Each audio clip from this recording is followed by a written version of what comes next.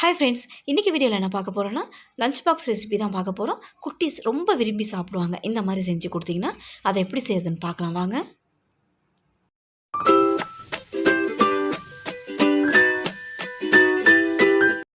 Mixing Pavul ஒன்று எடுத்துக்கோங்க.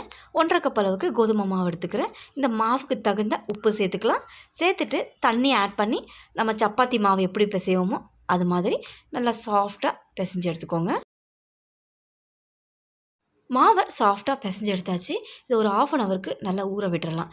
இது ஊறுறதுக்குள்ளே இதுக்கு ஒரு ஸ்டஃபிங் ஒன்று ரெடி பண்ணிக்கலாம். அதுக்கு பவுல் ஒன்று எடுத்துக்கோங்க. 2 உருளைக்கிழங்கு பாயில் பண்ணதை துருவி எடுத்துக்கிட்டேன். நம்ம பிசைஞ்சு எடுக்காமல் துருவி எடுத்துக்கோங்க. இது கூடவே 1 கேரட் துருவுனதை சேர்த்துக்கிறேன். அடுத்து பொடியாக நறுக்கின 1 வெங்காயம் ரொம்ப பொடியாக நறுக்கிக்கோங்க. இது கூடவே கொஞ்சமாக கொத்தமல்லி, தேவையான அளவுக்கு உப்பு சேர்த்துக்கலாம். காரத்துக்கு 1 ஸ்பூன் சில்லி பவுடர், டேஸ்ட்டுக்கு 1 ஸ்பூன் கரம் மசாலா. இப்போ இது எல்லாத்தையும் பிசைஞ்சு விட்டுக்கலாம். மசாலா எல்லா இடங்களில் படுற மாதிரி நல்லா பிசைஞ்சு விட்டுக்கோங்க. இதில் காரத்துக்கு சில்லி பவுடர் தான் ஆட் பண்ணியிருக்கேன். நீங்கள் பச்சை மிளகாய் ஆட் பண்ண வேணாம், வாயில் தட்டு போடும். அதுக்காக தான் சில்லி பவுடர் ஆட் பண்ணிக்கிறேன். இப்போ ஸ்டஃபிங் ரெடி ஆகிடுச்சு. இது இருக்கட்டும். நம்ம மாவு 1/2 ஹவரை ஊற விட்டோம். அதை எடுத்து தேய்ச்சி எடுத்துக்கலாம். இப்போ 1/2 ஹவராக நல்லா சாஃப்டாக ஊறி வந்திருக்கு மாவு. இப்போ இதை பூரிக்கட்டையை வச்சு நல்லா திரட்டிக்கலாம். 2 சப்பாத்திக்கு எந்த அளவுக்கு மாவை உருட்டி எடுப்போமோ அதை ஒரே உருண்டையாக உருட்டி எடுத்துக்கோங்க. இப்போ நான் இந்த அளவுக்கு மாவை எடுத்திருக்கேன். இப்போ இதை நம்ம பூரிக்கட்டையில் வச்சு திரட்டிக்கலாம். மாவை திரட்டுறதுக்கு முன்னாடி பூரிக்கட்டையில் மைதா மாவை ஃபுல்லாக ஸ்ப்ரெட் பண்ணிக்கோங்க. மாவையும் நல்லா 2 பக்கமாக இதை திருப்பி விட்டு மாவை ஃபுல்லாக இது மேலே படுற மாதிரி இந்த மாதிரி திருப்பி விட்டு நல்லா தேய்ச்சிங்கன்னா நல்லா ஈஸியாக தேய்க்க வரும். ரொம்ப திக்காக தேய்க்கக்கூடாது. நார்மலாக சப்பாத்திக்கு மாவை எந்த அளவுக்கு திரட்டுவோமோ அதே மாதிரி கொஞ்சம் பெருசாக திரட்டிக்கோங்க. நான் பூரிக்கட்டை அளவுக்கு பெருசாக திரட்டியிருக்கேன், நிறைய மாவு எடுத்ததுனால. ஸ்டஃபிங்லேருந்து 2 பாதியாக பிரிச்சுட்டு 1 பாதியை இந்த மாவு மேலே ஃபுல்லாக இதை அப்ளை பண்ண போகிறோம். ரொம்ப எட்ஜில் மட்டும் சேர்க்காம நல்லா இந்த அளவுக்கு ரெடி பண்ணிக்கோங்க. இப்போ இதை நம்ம ரோல் பண்ண போகிறோம்.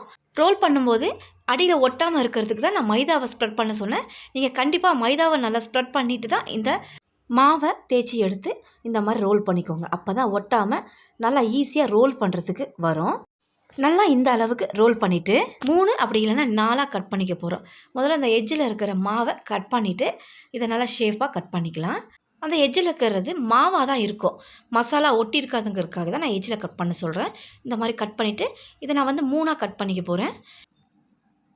3 கட் பண்ணி எடுத்துட்டேன். இப்போ இதை லைட்டாக ப்ரெஸ் பண்ணி விட்டுருங்க. அந்த ஓரங்களில் இந்த மாதிரி க்ளோஸ் பண்ணிட்டோன்னா அந்த மசாலாஸ்லாம் வெளியில் வராது. இதே மாதிரி இன்னொரு மாவை திரட்டி மீதம் இருக்க ஸ்டஃபிங்கை உள்ளே வச்சு ரோல் பண்ணி கட் பண்ணி இதே மாதிரி ஒரு 3 ரெடி பண்ணி எடுத்திருக்கேன். இப்போ அடுத்து என்ன செய்யலான்னு பார்க்கலாம் வாங்க. அடுத்து ஒரு கடாயில் தண்ணியை கொதிக்க விட்டு உள்ளே ஒரு ஸ்டாண்ட் வச்சுருக்கேன். தண்ணி நல்லா கொதித்ததும் இந்த கடாயில் நிற்கிறதுக்கு ஏற்ற மாதிரி ஒரு பாத்திரத்தை எடுத்துக்கோங்க. எண்ணெயை ஃபுல்லாக அப்ளை பண்ணிவிட்டு இந்த ரெடி பண்ணி வச்ச அந்த ஸ்டஃபிங்கை உள்ளே வச்சிடலாம். வச்சுட்டு 6லேருந்து 7 நிமிஷம் மட்டும் இதை குக் பண்ணிக்கலாம். இது நல்லா குக் ஆகிறதுக்குள்ளே இதை டிப் பண்ணி எடுக்கிறதுக்கு எக் சாஸ் ஒன்று ரெடி பண்ணிக்கலாம். அதுக்கு ஒரு பாத்திரத்தில் 2 முட்டை சேர்த்துக்கோங்க. இந்த 2 முட்டைக்கு தகுந்த மாதிரி உப்பு, இது கூடவே ஒரு 1/2 ஸ்பூன் மஞ்சள் பொடி, சில்லி ஃப்ளேக்ஸ் ஒரு 1/2 ஸ்பூன் போல் சேர்த்துக்கோங்க. நல்லா பொடியாக நறுக்குனா கொத்தமல்லி கொஞ்சமாக. இது எல்லாத்தையும் நல்லா கலந்துட்டு எடுத்து வச்சுக்கோங்க. நம்ம குக் பண்ண அந்த ஸ்டஃபிங் ரெடி ஆகிடுச்சாங்கிறத பார்க்கலாம். 7 நிமிஷம் ஆயிருக்கு, நல்லா குக் ஆகியிருக்கு. இதை உடனே எடுக்க முடியாது, நல்லா ஆற விட்டுறணும். சூடாக எடுத்திங்கன்னா ஒட்டிட்டு வந்துடும். 10 நிமிஷம் ஆற விட்டு எடுத்தேன், ஒட்டாமல் நல்லா சூப்பராக வந்துருச்சு. இப்போ அடுத்து என்ன பண்ணலான்றதை சொல்கிறேன். நம்ம ரெடி பண்ணி வச்ச அந்த முட்டை சாஸ் எடுத்து வச்சுக்கோங்க. இது இப்போ டிப் பண்ண போகிறோம். டிப் பண்ணுறதுக்கு முன்னாடி ஒரு முறை நல்லா கலந்து விட்டுக்கோங்க. இப்போ நான் அடுப்பில் எண்ணெயை காய விட்டுருக்கேன். டீப் ஃப்ரை மாதிரி பண்ணாமல் ஷாலோ ஃப்ரை மாதிரி பண்ணுறதுக்கு ஏற்ற மாதிரி எண்ணெயை காய விட்டுருக்கேன். இப்போ இந்த எக் சாஸில் ஒவ்வொரு பேக்கெட்டுங்களும் எடுத்து நல்லா திருப்பி விட்டு இதை நம்ம எண்ணெயில் போட்டுடலாம். எண்ணெய் மிதமான தீயில் இருக்கணும். நம்ம இதை எக்கில் டிப் பண்ணி போகிறதுனால ரொம்ப எண்ணெய் காஞ்சிருச்சுன்னா உடனே தீஞ்சிரும், டேஸ்ட் இருக்காது. மிதமான தீயில் வச்சுட்டு ஒவ்வொன்றா போட்டு எடுத்துருங்க.